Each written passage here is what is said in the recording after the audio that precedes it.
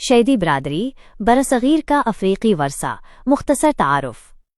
शैदी सैयदी या शैदी बलोच बरसगीर पाको हिंद की एक मुनफरिद बरादरी है जो मशरक़ी अफ्रीका के जंज कोस्ट बांटो लोगों की नस्ल से ताल्लुक़ रखती है।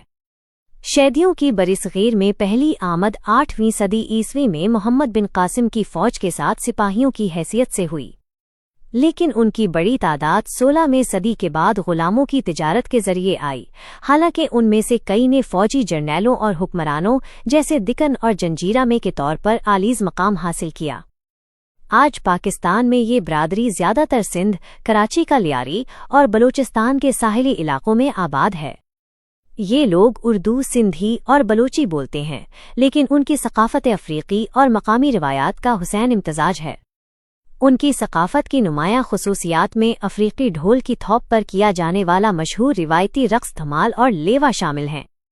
उनका रूहानी मरकज़ कराची में मंगो पीर का मज़ार है, जहाँ मगरमच्छों से अक़ीदत उनकी एक मुनफरिद रस्म है।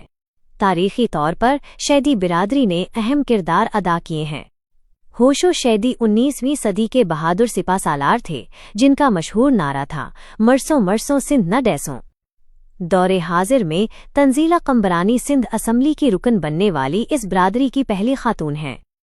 शैदी बरादरी अपनी बहादुरी, तहजीब और मेहमान नवाजी के साथ पाकिस्तान के मुआशरती ताने बाने का एक लाजवाल हिस्सा है। इस कहानी पर अपने तासुरात का इजहार करें